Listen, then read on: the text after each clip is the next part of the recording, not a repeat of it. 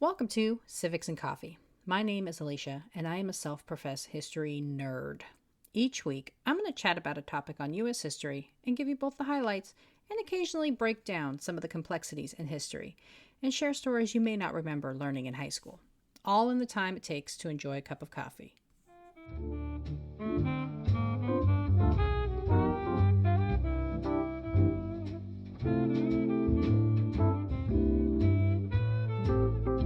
Hey everyone, welcome back. I'm here with a bonus episode to help you get through your holiday travel week. If you've been a long-time listener, then you may recall a little episode I did last year with a few of my podcasting buddies in celebration of the holiday. We had so much fun that we decided to do it all over again. A big thank you to Kenny with Abridged Presidential Histories for putting this together. And thank you to Jerry from Presidencies of the United States and Howard from Plodding Through the Presidents for your friendship and insightful questions. To learn more about them, head over to the website www.civicsandcoffee.com, where I've included their show information on the notes for this episode. I hope you all have a wonderful holiday week. Travel safe. Welcome to the second annual Friendsgiving Spectacular. My name is Kenny Ryan. I'm the host of Abridged Presidential Histories, and I'm joined today by my good friends Jerry Landry, host of the Presidencies of the United States podcast. Hello, how's everyone doing today? Doing great, Jerry. We got Alicia with us, host of Civics and Coffee podcast. Howdy, howdy. Howdy, howdy. And we've also got Howard Dory of Plodding Through the Presidents. Hey, I'm excited to be here. We're excited to have you. I'm going to give everyone a chance to tell us a little bit more about their podcast in a bit. But first, I want to introduce the format for the show. What are we doing today? Each of us prepared one question for each other participant. So we'll be playing a little bit of hot potato. Whoever receives a question will ask the next question. And you know, friends, now that we're doing this twice, I think it's become a tradition. So I'm excited about this new Friendsgiving tradition we have. It's better than the canned cranberry sauce that always comes every year. That's a tradition that we can let go of. This is one that we can bring on. I was going to say, those are some fighting words, Jerry. So there are people that crave that cranberry sauce in a can. Yep. So Need it once a year. Howard, would you mind telling us a bit more about your show? Yeah, absolutely. So my wife Jess and I co-host the podcast Plodding Through the Presidents, and we really dive into lesser-known stories, usually of the early United States, having some kind of relationship with the presidents or the founders and their families. Jess doesn't know the stories ahead of time, and I just bring her these stories that I've deeply fallen into a rabbit hole and researched and related to her, and we have a lot of fun just kind of going through them.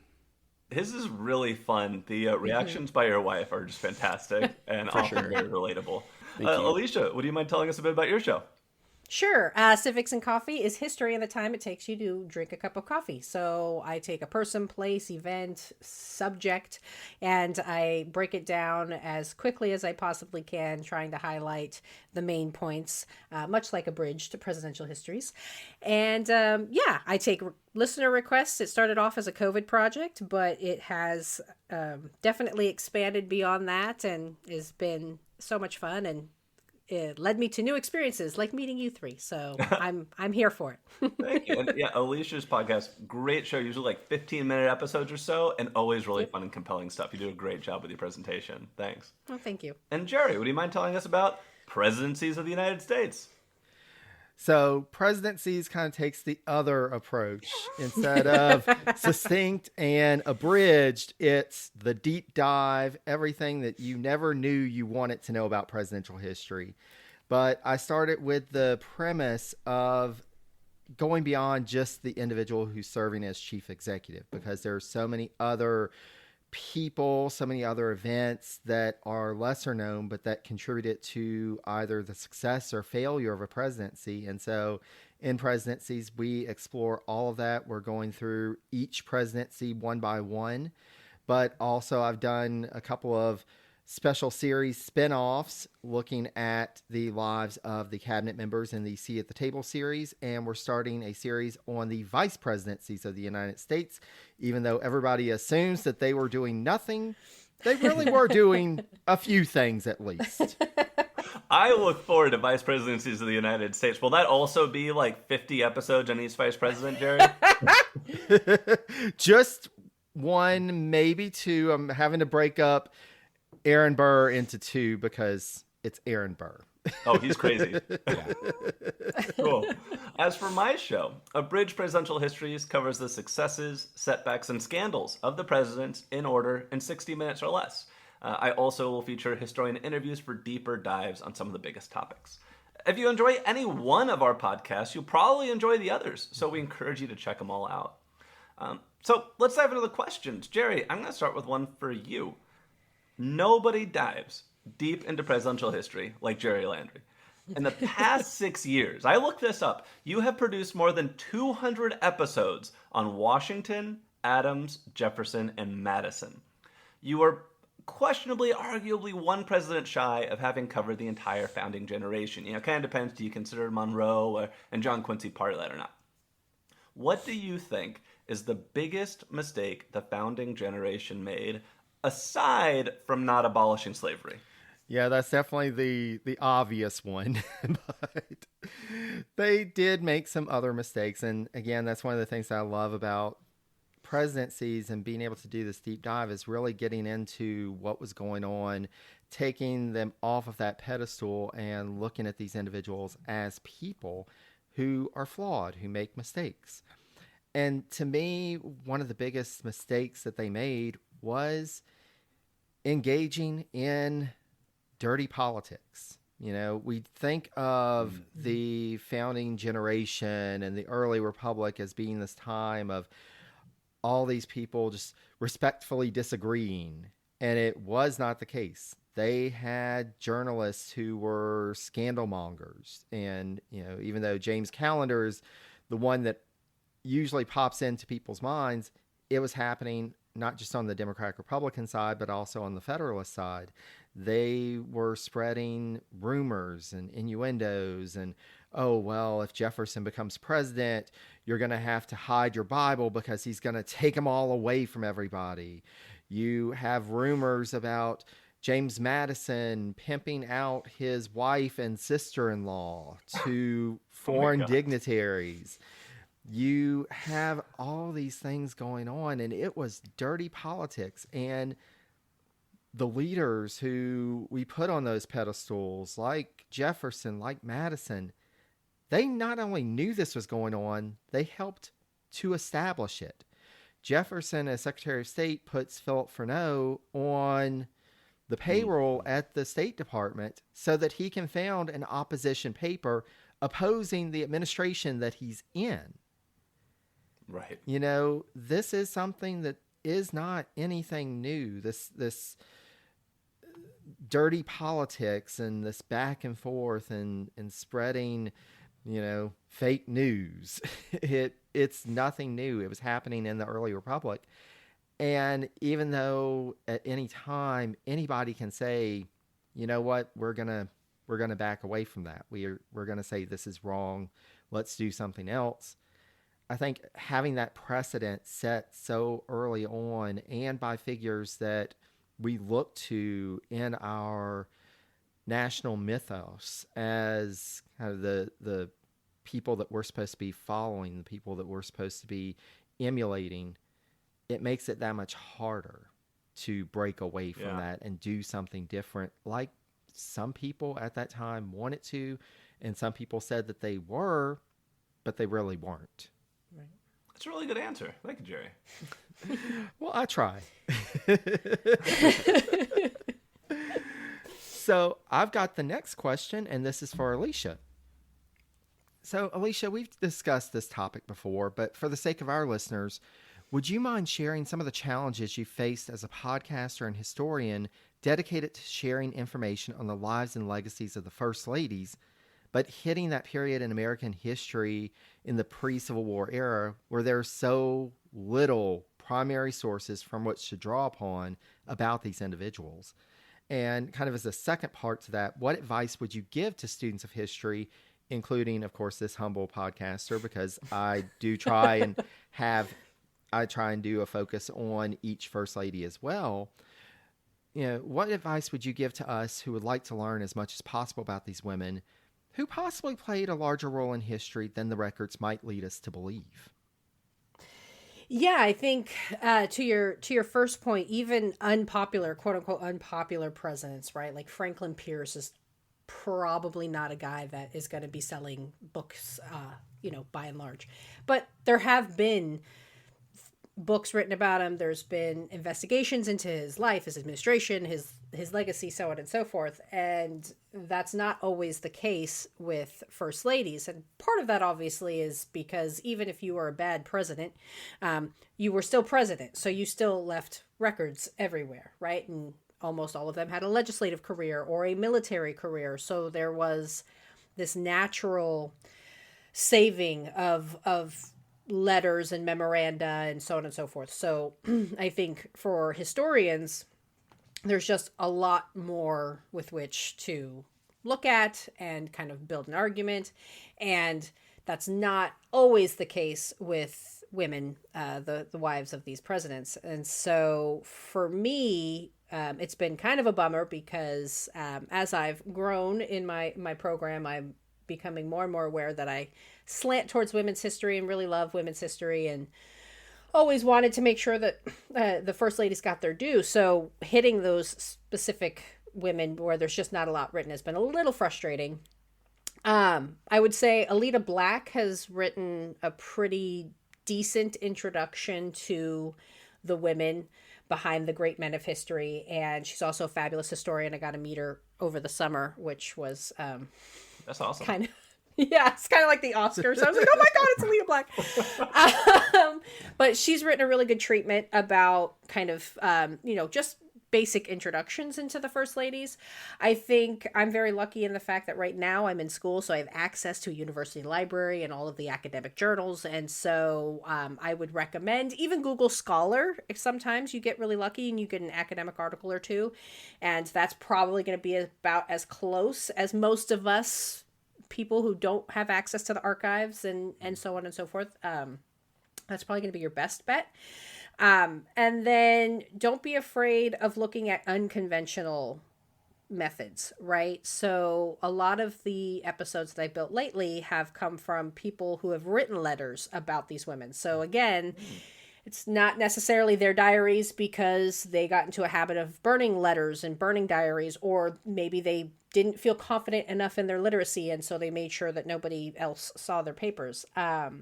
But, there have been other people who have written about them. And so you can kind of tease together at least the perceptions of who they were.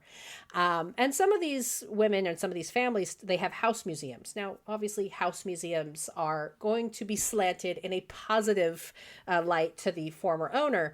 But again, you get a sense of who they were, what was important to them, what did they prioritize, at least in a domestic sense, to give you a kind of a fuller picture of who that person was. And so you have to get creative, unfortunately. And then sometimes you just, you have to realize you only have access to your local library. Maybe you're lucky and you live in a college town and you can go to the university library, but, not a lot of first ladies have robust archives. So you got to make do with what you got. Thank you. And so my question is for Howard. You have had some pretty exciting developments with your show this year. And so given your show's setup, it's pretty primed, in my humble opinion, for a special live audience recording. So would you ever consider doing a live show? And also, more importantly, where do I get the tickets? You're so kind, first of all. Thank you so much. But yeah, it's been a really exciting year. We just joined the Airwave Media Podcast Network. We're planning to relaunch around President's Day 2024. President's Day, election year, no pressure, But it's really exciting. As far as a live show, I have a background in improv. Back in college, I did weekly shows for 4 years, a few sketch shows too. Jess did even more theater in junior high and high school than I did. So bottom line, we're both hams, for sure. I'm pretty comfortable now behind a microphone where I have the power of editing and writing ahead of time and then editing not just for streamlined sort of flow, but also sometimes I'm like, oh, I said the wrong thing. I get to change that. A live audience, not so much. But still, absolutely. The answer is yes. I'd absolutely be down to do some kind of live shows with me and Jess. I mean, the first thing I think is, oh man, we'd have to find a babysitter. But I think we could probably. Why can't you bring the kid? Sometimes we cover things about presidential history that aren't appropriate for kids. Yeah, and the way that some presidents talked and we talk certainly isn't sometimes. But yeah, I'd love to do that. I think that one of the first things you need is to have the demand before you actually do a live show, and I don't know how you get that. So I might suggest maybe you might want to write to your congressperson. I'm not sure if that's how that works, but yeah, I think that might be the best first route. One thing I just wanted to add to something you were saying, Alicia, studying women's history, something I found difficult as like a sort of digital detective is searching newspaper archives. When it comes to women, their names might be 4 different ways. You've got their first name, last name. You've got Mrs. this. You've got Mrs. husband's first name, last name. If their husband's first name is William, you've got WM period. There's a million different permutations for finding references to women that can be really frustrating in the archives. And it's something that people probably just didn't think about back in the day, but just one of those things that you really have to think of different ways to even see how they were covered when they were. But yeah, really excited about when you do find something. It's like, yes, I found it. This variation of a spelling, and that's really exciting. I have a question for Kenny now. Bring it on. You've covered a lot of presidents. You've talked to a lot of experts. I think you probably have a good sense of how to answer this question. Let's say aliens are coming. Now, we'd like to think that they're more advanced and peaceful than we are, but let's say that they're just as dangerous and volatile. You can choose 3 presidents, living or dead, as ambassadors to meet with the alien leaders and to save us all. I would ask you, who do you pick and why? And I would open this question up to everyone after that, too, to see who they might say. Ooh. Yeah. The question of our time, this one. It's relevant, We're almost there. I think, here's my 3 guys. I think first person, LBJ, because he is just the goat of one-on-one negotiations. And if anybody can convince the aliens to spare us all, it's him. What he can do in one-on-one scenarios is just amazing. I think my second guy would be Andrew Jackson. Because if we got to start shooting, he's been in 2 or 3 duels, a shootout in the West, military experience. Someone tried to assassinate him and he beat the guy into submission with a cane. So I think having him in the room is just like a good idea. And then I think my third guy would be JFK. Because maybe the aliens will spare us if we can just get them in bed with us. And we got to try everything here. So I think those are my 3. That's a great answer. Yeah. Thank you. Yeah. And what about Jerry, Alicia? Do y'all have any thoughts? So, or even Howard, I'm curious if you had someone in mind that you expected to make the list. LBJ was definitely on my list because you need someone that can lean in and really intimidate the aliens into getting what you want. Okay, but do we really want to mess with people that are probably got better weaponry and advanced life forms? It's a mix because also on my list would be John Quincy Adams. Yeah, he's the first one I wrote down. Oh, yeah, to do the diplomat thing. Yeah, for sure, right? And then diplomat. Then I would think Lincoln to kind of tell them stories and schmooze them and, that kind of attitude. Because maybe the aliens have high-pitched voices, and he did too, I think. So they might be on that same wavelength. I don't know. Yeah. Well, I went with the lifelong diplomat, John Quincy Adams, because I just feel like if anybody's going to convince them to maybe not shoot us and blow us into oblivion, it's going to be that guy and all of his multilingual skills. And then I went with, who would demonstrate kind of the best of what we have to offer, just in terms of compassion and empathy and wanting to do good. So I went Jimmy Carter. I mean, I know his presidency wasn't great, but I just feel like you can't not just adore the man. And then I wanted to go with somebody who could make others feel like they're super important and that they had a lot of that they were they were successful more than they were, and so I went with FDR. So those would be my three. Nice. Anyone you'd add, Jerry? I took a little different of a tact. So I was thinking of Theodore Roosevelt because, you know, he speaks softly and carries a big stick. And I think he would just exhaust the aliens and they would just say, whatever, go ahead. You've got too much energy for us. Yeah. But then I was also thinking of Lincoln, you know, a storyteller, somebody who could relate with other folks. And then worst case scenario, Lincoln could distract him with stories, and then Andrew Jackson comes in and just eradicates him. So either way, I think we're good. Yeah. That was a great question, Howard. Thanks. These were some great answers. All right, Alicia, I got one for you next. Yes, sir. Now, I don't know about Jerry or Howard, but my qualifications for talking about history are a minor I earned in college. And you are blowing me away because you're earning an actual master's in history right now. How has that experience changed your view or appreciation for history? Yeah, so this is a pretty heavy question, just in terms of what it's meant to me. I've always wanted to go back and do graduate school, and I think rightfully so. When I was graduating with my bachelor's degree, it wasn't the right time, as depressive as it was to get that feedback from a mentor of mine.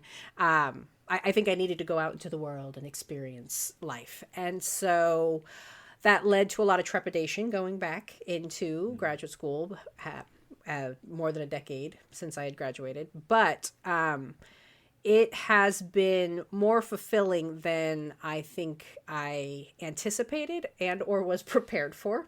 I find that I can't wait to get to class, and really even readings that I'm not necessarily sure I follow all of exactly what the historian is arguing. I still love their process and the fact that they found something and the whole craft of making an argument. So I've always been obviously a big fangirl of historians anyways, because they're amazing and I love them. But getting a chance to like really dive into some of their research has been, in a different fashion, has been very much a good journey for the heart. So definitely went into this with some humility, still have that humility, but just a deep appreciation for the subject and what it means and what it can bring and what value it has to our country if we allow it. So awesome. Well, I'm super proud of you. I think it's so awesome what you're doing. Thank you.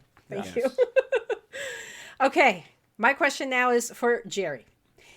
It is impossible to cover every aspect of a presidential administration, though you certainly get close. So, given your long format, how do you decide what should be included in the narrative and what actually gets cut? Not that much gets cut, but...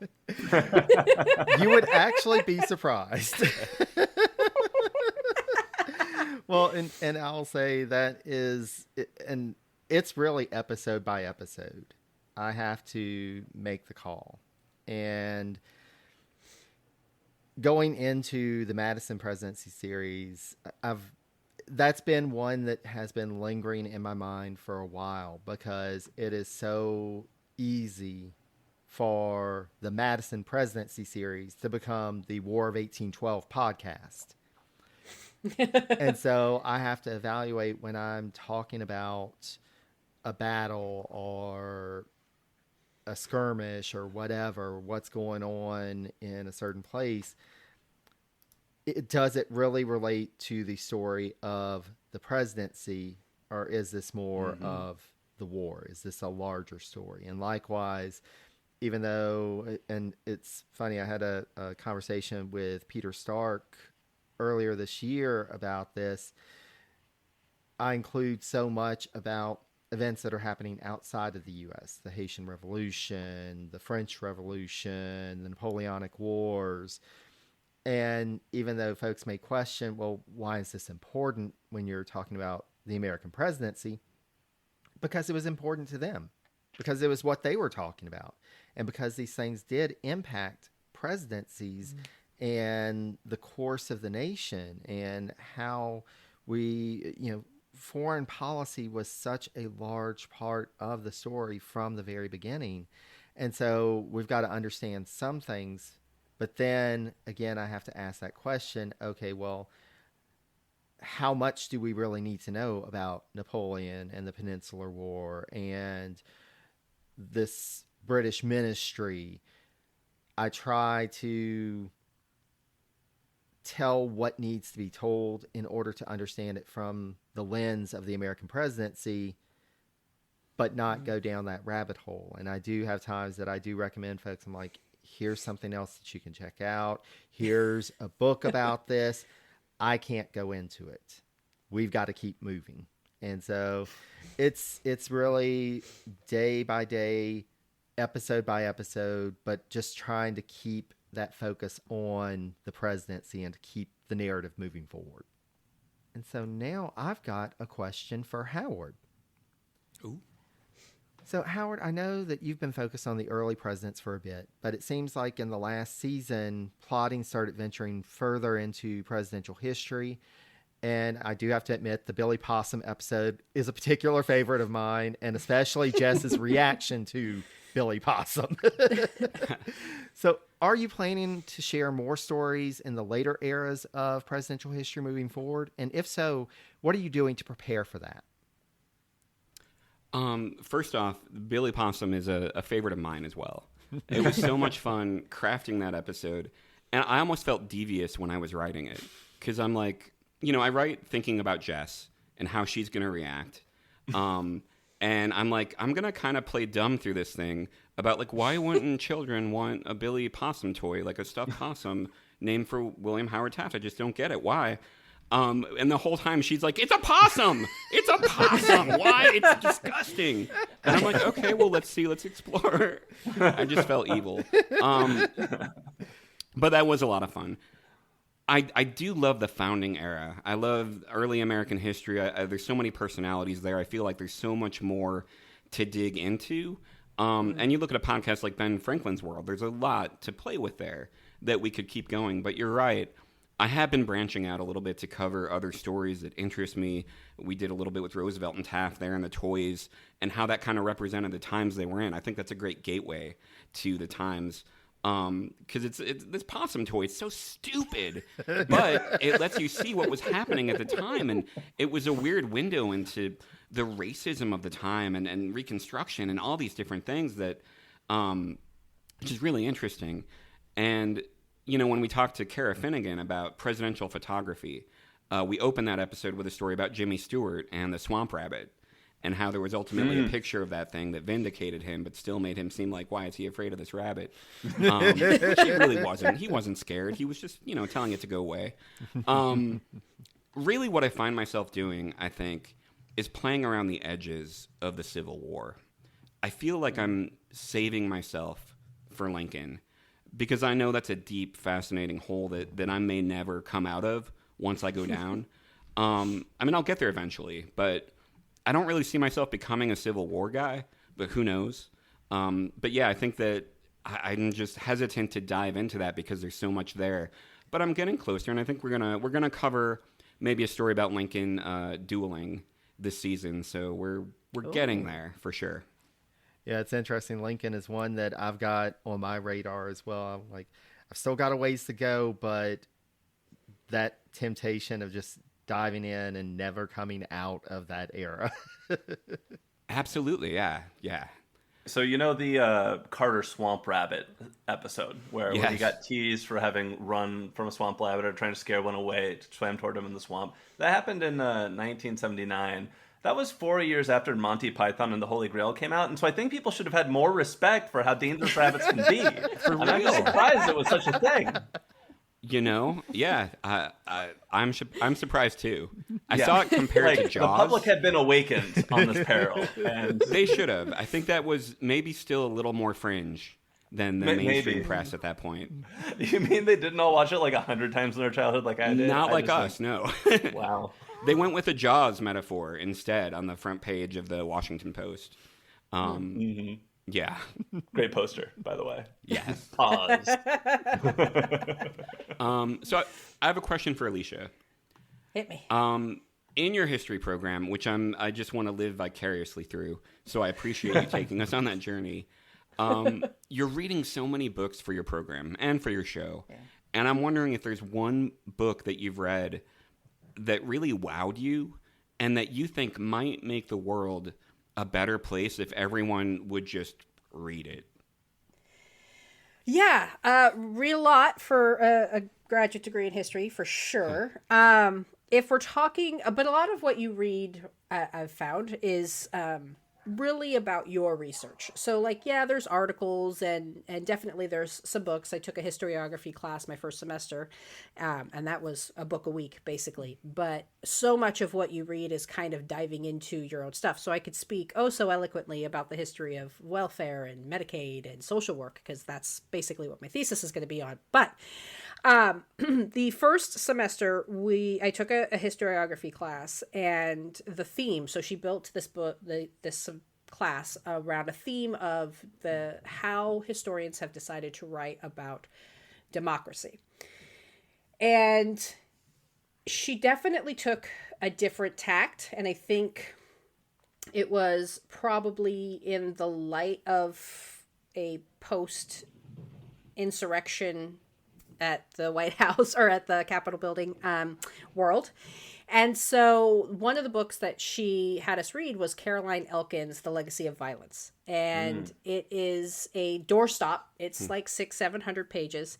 And it's all about the British Empire and how it has basically been a state agency of violence in order to get its political whims, its economic whims, how it's brought the United States into their kind of state-based power, state-based violence. And definitely super fascinating. I think we would understand 20th century history a scotch more if we really dove into that book.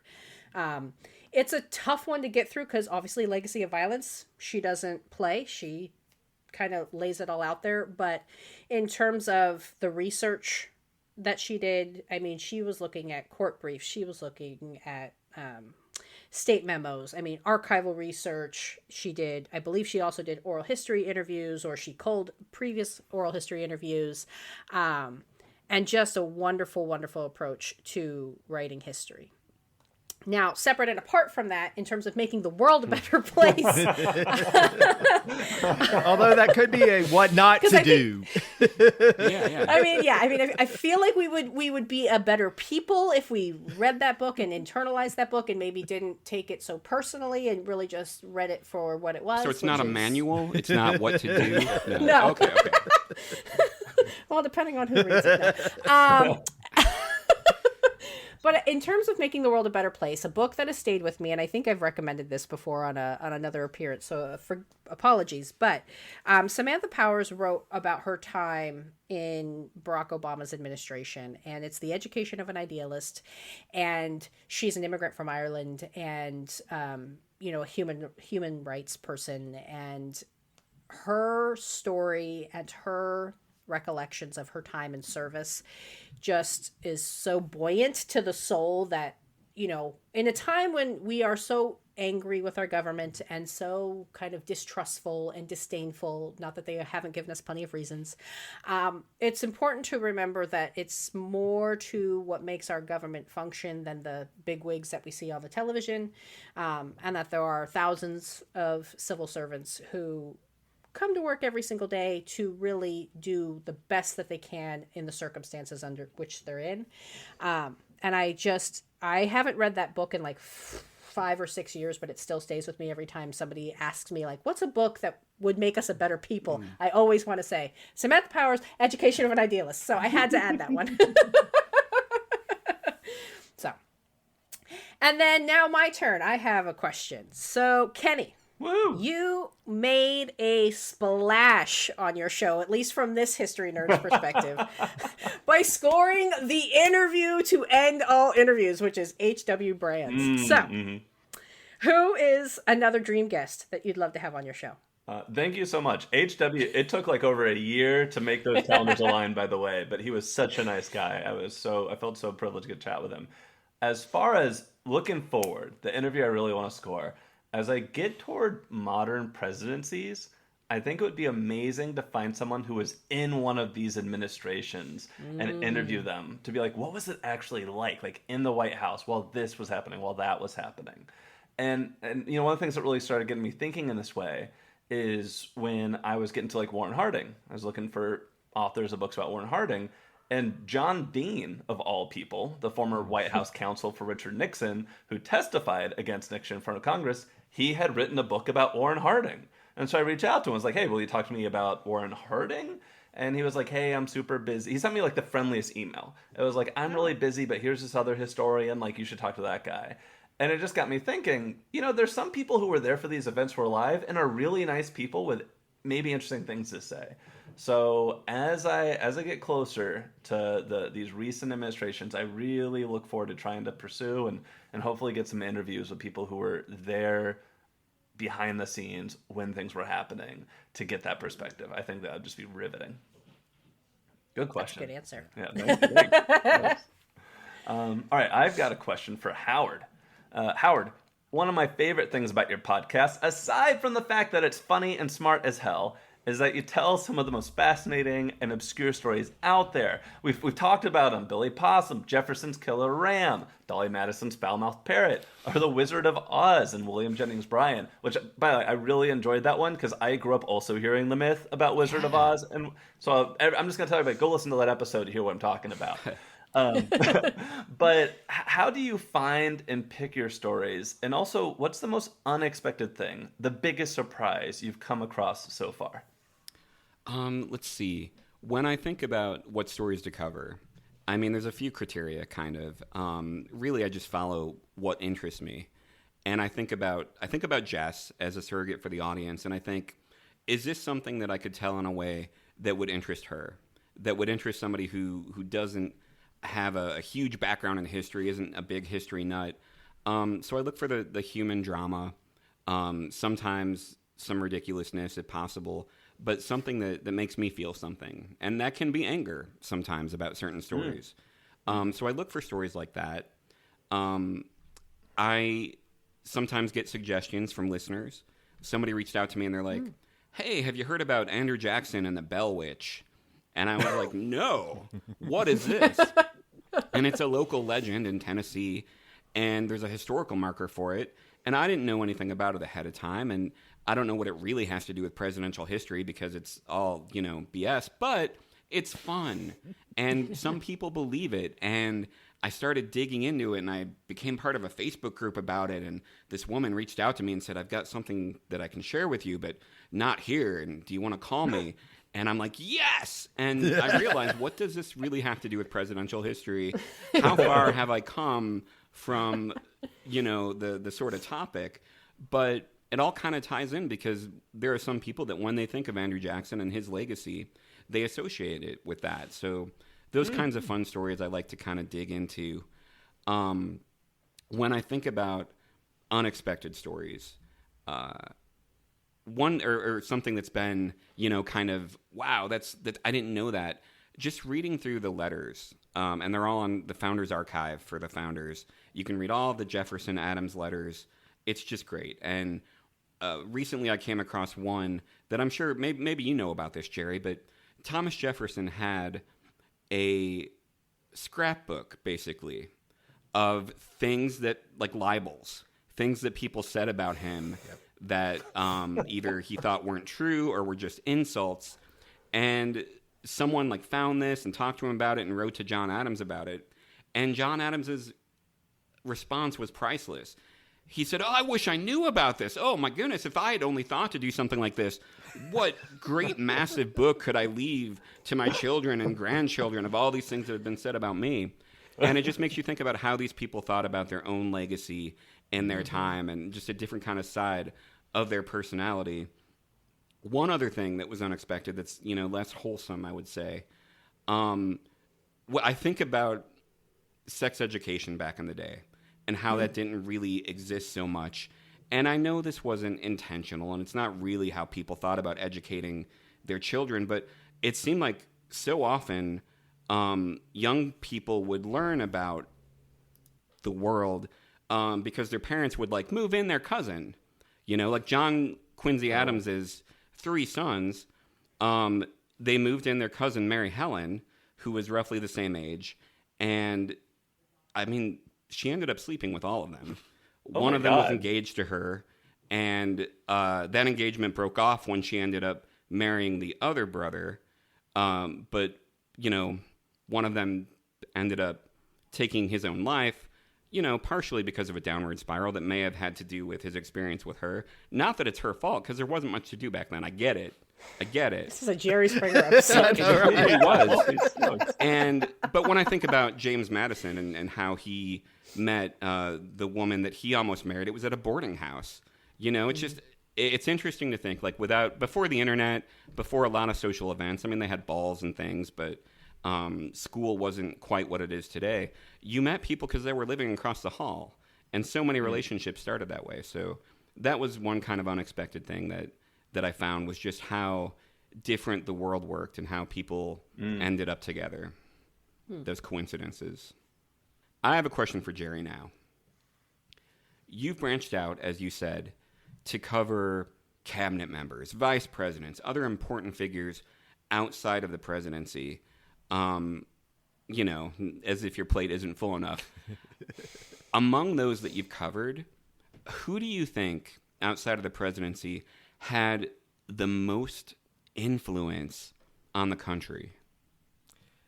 So I'm sorry, Kenny, but it is seriously not going to be our friend Charles Lee. Oh, Charles Lee! But he taught us so much about procrastinating and just not doing things and falling to the top. Just having the cup that's steaming right there on the desk. Yeah. Everybody thinks that he's in. Yes. Well, and it was interesting. And to your point, Howard, sometimes I think to myself, what have I gotten myself into that I'm taking on more in what's already a big project? But it's also, I really didn't know what to expect when I started the Seat at the Table series. And of course, you've got some figures that, Jefferson as Secretary of State, Madison as Secretary of State, these figures who are already well known, and we realize that they do have this huge influence, but it's always interesting in just not really knowing when I start, okay, well, what is this person? What are they really doing? What is their real impact? And I think the thing that's been most surprising to me is how so many of the secretaries of the Navy are lesser known, but really should be. Like the first one, Benjamin Stoddert. Here he comes in and there's nothing. There are plans for the first 6 frigates of the U.S. Navy, but at that point it's being started under the War Department and they don't really know shipbuilding. And so in comes Stoddert. He's a merchant. He knows this business. He knows how to get things done. And he is literally building the U.S. Navy from scratch. And meanwhile, he's also entering this cabinet that everybody else is somebody that John Adams inherited from George Washington, and it's dysfunctional. It's awful. These people are at times actively working against the president. And Stoddert comes in and sees this, and he starts talking to Adams, and he's like, Mr. President, do you realize what's going on behind your back? Do you realize what these folks are doing? And you start to see a shift, and you see Adams getting rid of some of these folks and starting to make a cabinet. Now, granted, he should have done it a few years before, but at least he does make a shift and starts bringing folks who really do support him. But arguably, if Stoddert hadn't come in and given him that support, I don't know if that would have happened. And so, but nobody knows about Benjamin Stoddert. Likewise, Robert Smith is basically painted based on what James Madison and Albert Gallatin have to say about Robert Smith. And Smith didn't do himself any favors at the end, but he was also a very capable Secretary of the Navy in an administration that didn't want a Navy and that did everything they could to tear down the Navy and turn it into the gunboat Navy. And then you get to the War of 1812 and you get to William Jones. Here's this guy who comes in, and granted, the previous Secretary of the Navy, Paul Hamilton, was popular, but he knew nothing about the Navy. He had no experience with merchant shipping, anything like that. And so everything was just going chaotic. And so Jones comes in and he builds what becomes what we think of as the Navy. He says, you know, why should the Secretary of the Navy, who can be just any Joe off the street, be deciding naval policy? Why don't we put together a board of naval commissioners who are people who are captains, who know about the Navy? Let's have them involved in this policymaking process. And oh, by the way, you've got me and like two other folks sorting through the bills and making arrangements and sending communications. We need more than that. We need an actual structure, an infrastructure if we're going to make this work. And all these folks are just fascinating individuals, and they contributed so much to what we now think of as the Navy and played such a key role in American history, and nobody knows about them. They don't have, Robert Smith does have one book that I was able to find. I think it's from the 1970s, but the rest of them, nobody's written about them. They don't have a biography. If there's a thesis out there, like there was one for Jones, and that was so helpful because otherwise I was just piecing together from 20 different books. But these are folks that really should be more studied because they had a larger impact than you would think based on what little information there is out there about them. I've got a question for Kenny. So, Kenny, who is the president that you're most excited about discussing in the podcast and the ones that you've got ahead of you? I know you've covered many of them already, but you've still got some big ones to come. But then conversely, who is the president that you would have or would like to skip if you had an opportunity to say, I don't really want to cover that president? I'll tackle these one at a time. First one, who am I most excited about? I am both excited and daunted by LBJ. Yeah. He's such a complex person. Like, how the heck does this guy get civil rights and voting rights through Congress, the Great Society, like all these things that nobody else has done aside from Lincoln? And Lincoln didn't have an opposition party, like nobody else did the things he did. And at the same time, he's also the guy most responsible for getting us into Vietnam, and he absolutely abused the hell out of the powers of his office. It's just like, what was making this guy tick? I'm just curious what y'all think about this statement. Is he the most complex president in U.S. history? I can't think of anyone else. I would say he's on up there. I think that's a fair statement. Yeah. I feel validated. And then the second part of your question. So I'm really looking forward to LBJ. Oh, I'm just also going to say, I grew up in Texas, not far from where he grew up. So there's also, like, when I read his story, I see a lot of name places that I'm like, I'm tired of reading a guy from Virginia. Thank God we got another fellow Texan here. The Pedernales River and ice cream at the end of the day. And, oh, I get it. I feel it. All right. So I'm excited about that.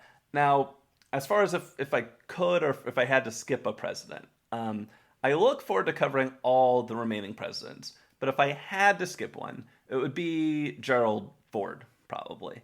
He's just kind of boring. He's the only guy who was never even elected to president or vice president, He kind of really sneaks in there in a weird way. But he does have the best jokes, all at his expense. All at his expense. One of my favorite zingers is actually one from LBJ, which is, Ford's a nice enough guy, but he's too dumb to fart and chew gum at the same time. So, yeah, I look forward to a laugh hour with Gerald Ford down the road, but I'm not sure there's not a lot else to talk about him.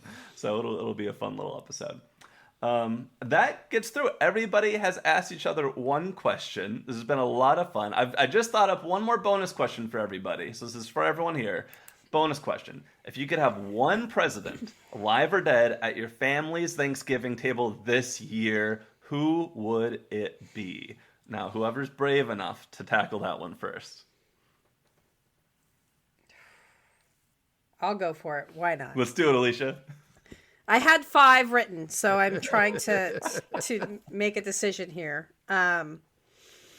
So I guess I will go with Lincoln for many reasons. Number one, just because I'd like to, talk to him and hear his history. And I think, as is expected throughout history, his story has been shifted and reinterpreted depending on whomever is trying to argue.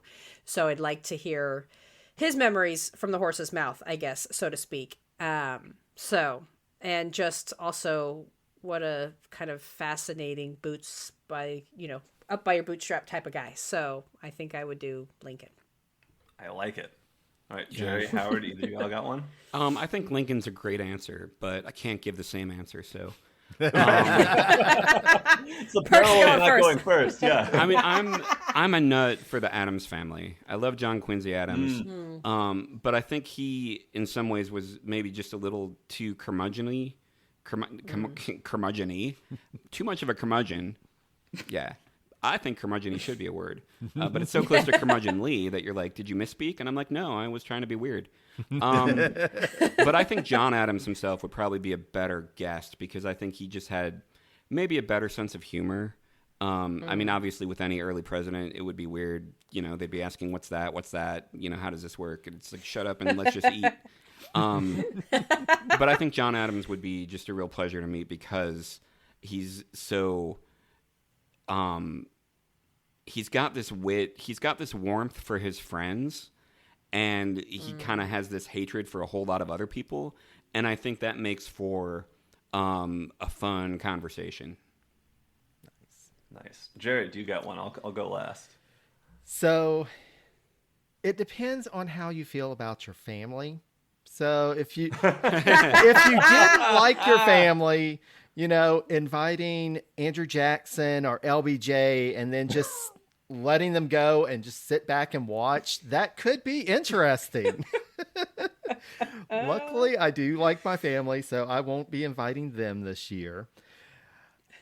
Honestly, I would say Jimmy Carter, just because he is a figure that has fascinated me for a long time.